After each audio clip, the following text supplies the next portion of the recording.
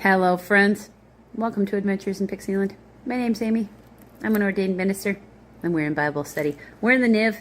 We are in the book of Joshua, which we are wrapping up. We are in chapter 23. There's only one more chapter after this and then we are done with the book of Joshua and on to our next chapter. But in this video, we are in chapter 23, Joshua's farewell to the leaders. After a long time had passed, and the Lord had given Israel rest from all their enemies around them, Joshua, by then old and well advanced in years, summoned all Israel, their elders, leaders, judges, and officials, and said to them, I am old and well advanced in years. You yourselves have seen everything the Lord your God has done to all the nations for your sake. It was the Lord your God who fought for you. Remember how I have allotted as inheritance for your tribes all the lands of the nations that remain, the nations I conquered between the Jordan and the Great Sea. That would be, it's got a footnote on it. That's the Mediterranean Sea. In the west, the Lord your God himself will drive them out of your way. He will push them out before you, and you will take possession of the land as the Lord your God promised you. Be very strong. Be careful to obey all that is written in the book of the law of Moses, without turning aside to the right or to the left, which is an instruction given to Joshua when he took over. Don't turn to the right or to the left. Do not associate with these nations that remain among you. Do not invoke the names of their gods or swear by them. You must not serve them or bow down to them, but you are to hold fast to the Lord your God as you have until now. The Lord has driven out before you great and powerful nations. To this day, no one has been able to withstand you.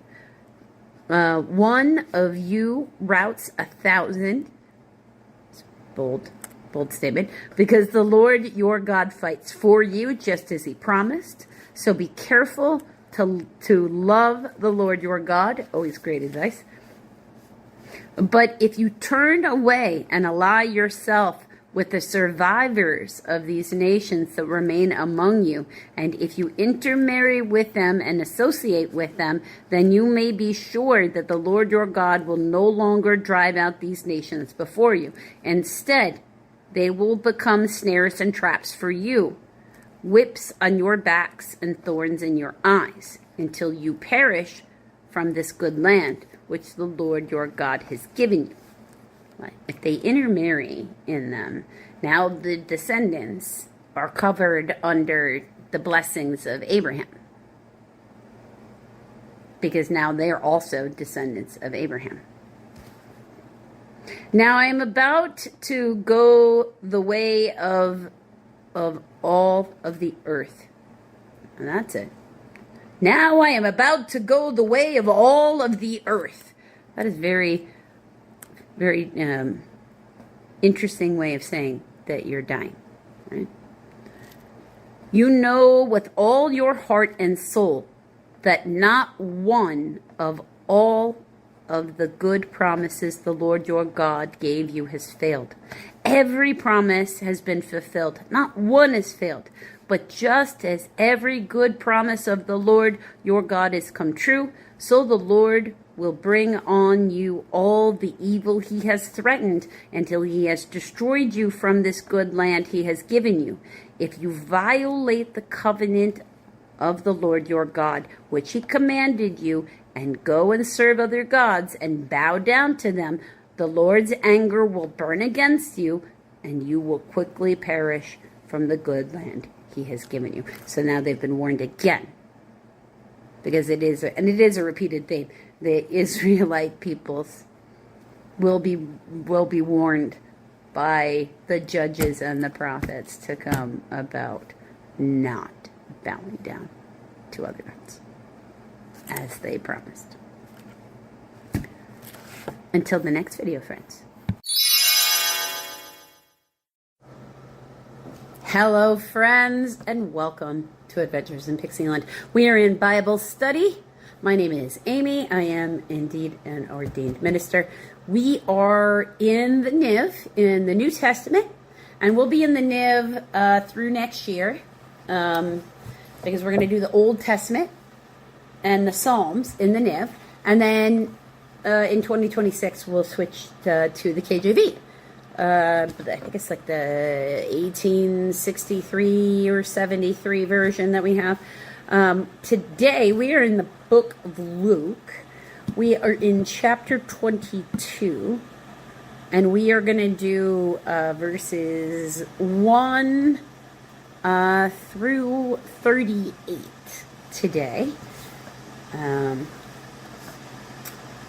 Yeah, and then we'll have a video also for Revelations.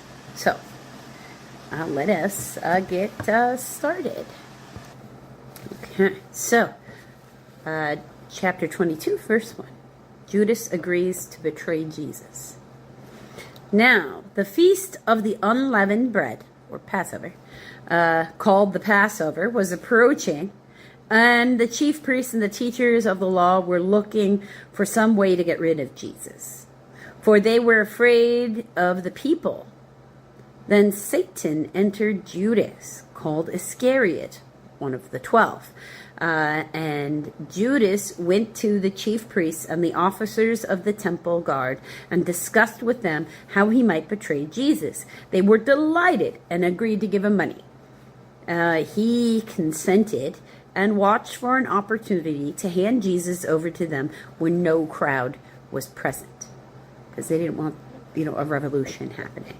The Last Supper, verse 7. Then came the day of unleavened bread, on which the Passover lamb had to be sacrificed. Jesus sent Peter and John, saying, "Go and make preparations for us to eat the Passover. Where do you want us to prepare it for?" "Where do you want us to prepare for it?" they asked. He replied, "As you enter the city, a man carrying a jar of water will meet you. Follow him to the house that he enters, and say to the owner of the house, 'The teacher asks, where is the guest room where I may eat the Passover with my disciples? He will show you a large upper room, all furnished. Make preparations there.'" Excellent. They left and found things just as Jesus had told them. So they prepared the Passover. When the hour came, Jesus and his apostles reclined at the table, and he said to them, "I have eagerly desired to eat this Passover with you before I suffer. For I tell you, I will not eat again until it finds fulfillment in the kingdom of God." So he wants to savor it. After taking this cup, he gave thanks and said, "Take this and divide it among you. For I tell you, I will not drink again of the fruit of the vine until the kingdom of God comes." And he took bread, gave thanks, and broke it, and gave it to them, saying, "This is my body given for you. Do this in remembrance of me." This is how we make the Eucharist.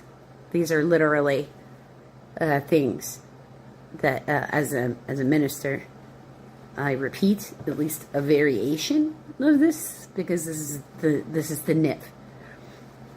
In the same way, after the supper, he took the cup, saying, "This is the cup of the new covenant in my blood, which will be poured out for you. But the hand of him who is going to betray me is with mine on the table. The Son of Man will go as it has been decreed, but woe to that man who betrays him." They began to question among themselves which of them might be who would do this. Quarreling. He's created drama. Also, a dispute arose among them as to which of them was considered to be the greatest. kind of missing the point.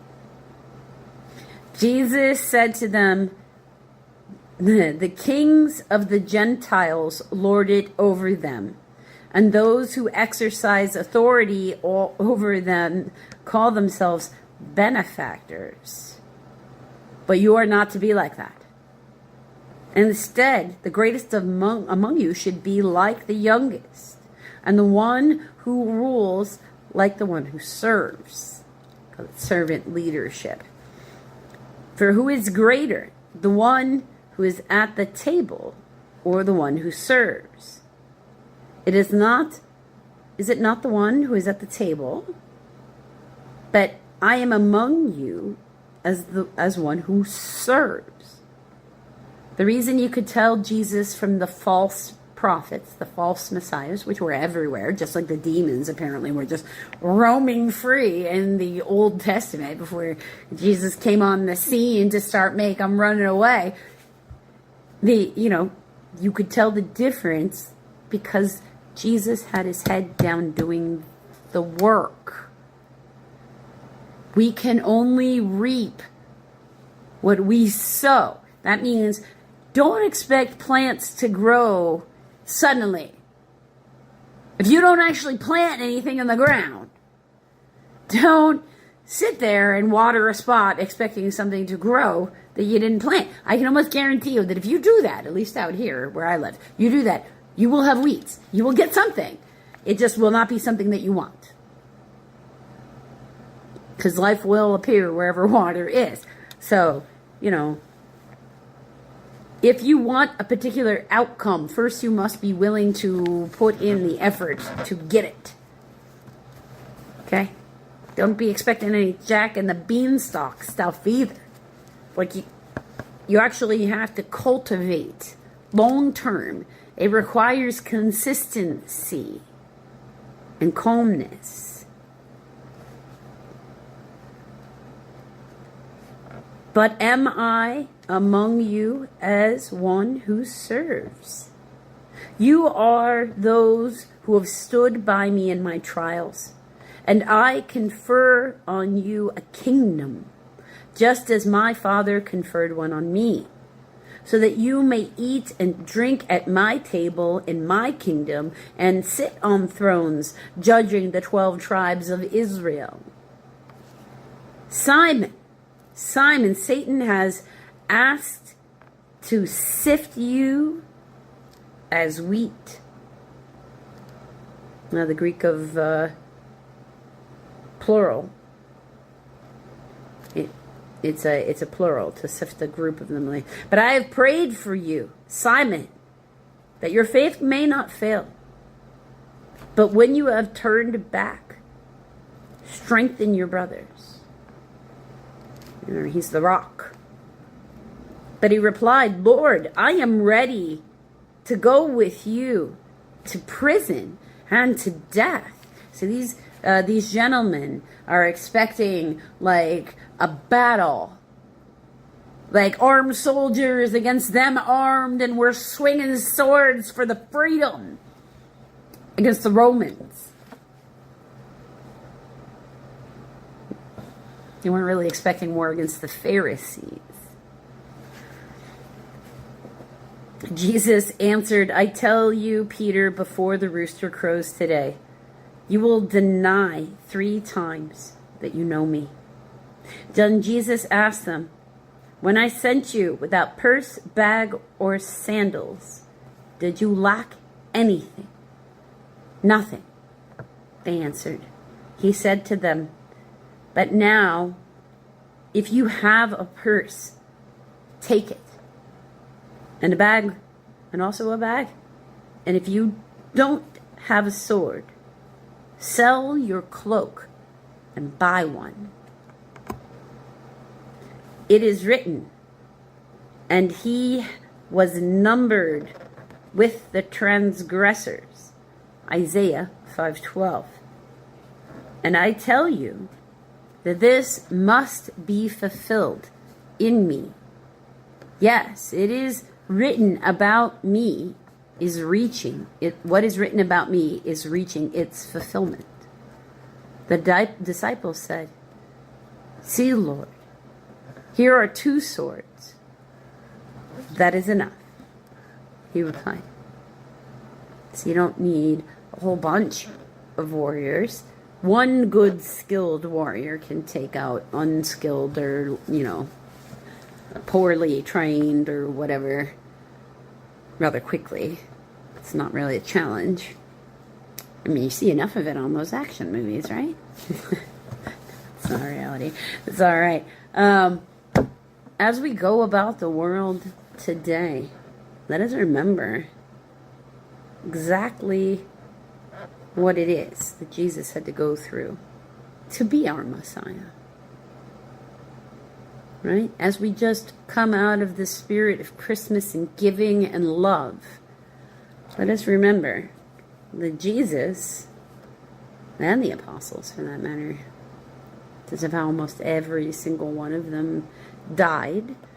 That's why there are those things called, I don't pray to saints, but I also don't deny that the life and the actions and, the church founders, like I don't deny that the apostles are in heaven. The apostles earned their place in heaven. Who am I? Firstly, I don't get to pick who goes to heaven and who doesn't go to heaven. But is it my belief system that the apostles, because of their sacrifices for Jesus, are in heaven? Yeah, of course. He tells them they're going to be in heaven. He said so. He told them directly. And Jesus doesn't lie. So they died for their faith, so they're in heaven. Anybody who dies for their faith in Jesus,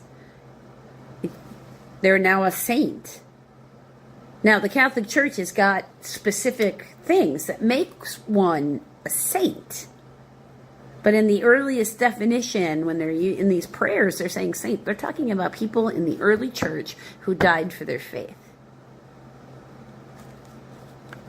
God acknowledges all people who, die rather than worship some, demon. Of course he does. So strong was your faith that they could not break you regardless of the physical pain to have you worship something that you know was not God. That's faith. God rewards everybody's faith. That's why it's best if we actually make time for him every day so that we can show him our faith by not just making time for him, but absorbing what he says, which is treat each other good, and then go out in the world and do that. Or minimally, just manage not to damage anybody today. Because sometimes that's the best you can get. Until a little while from now.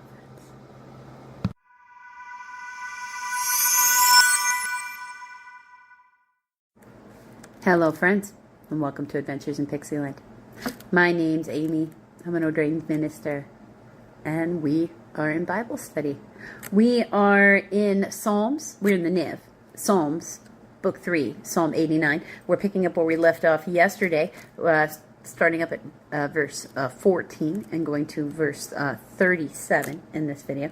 It's a maskil of Ethan, the Ezrahite, E-Z-R-I-A, not R-I, I don't know why I said I, there's no I there, E-Z-R-A-H-I-T-E, that's where the I is. Okay, also a little bit about Ethan. He grew up in King David's court. He served both during the time, he was a musician and a Levite, and he served in both David and Solomon's court. Just for reference. Righteousness and justice are the foundation of your throne. Love and faithfulness go before you. Blessed are those who have learned to acclaim you, who walk in the light of your presence, O Lord. They rejoice in your name all day long. They exult in your righteousness, for you are their glory and strength, and by your favor you exalt our horn. The horn symbolizes strength here, like the ram's horn, which they're supposed to blow when they use the Ark of the Covenant, just to blow in the ram's horn.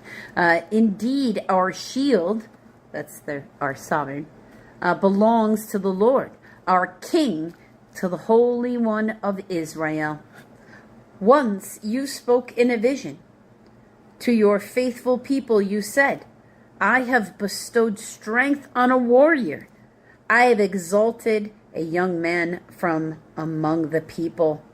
I have found David my servant. With my sacred oil I have anointed him. My hand will sustain him. Surely my arm will strengthen him. No enemy will subject him to tribute. No wicked man will oppress him. I will crush his foes before him and strike down his adversaries. My faithful love will be with him, and through my name his horn will be exalted. I will set his hand over the sea, his right hand over the rivers. He will call out to me, you are my Father, my God, the rock, my Savior. I will also appoint him my firstborn, the most exalted of the kings of the earth. I will maintain my love to him forever, and my covenant with him will never fail.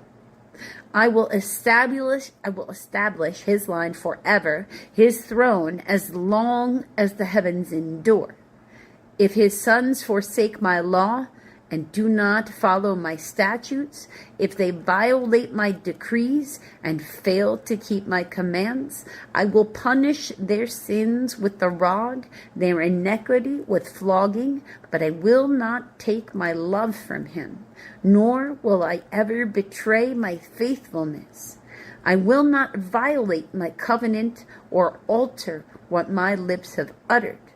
Once for all, I have sworn by my holiness, and I will not lie to David, that his line will continue forever, and his throne endure before me like the sun. It will be established forever like the moon, the faithful witness in the sky. Selah. So I do believe Ethan has some hero worship, right? But then, haven't we all just been little kids thinking some adults is just so amazing?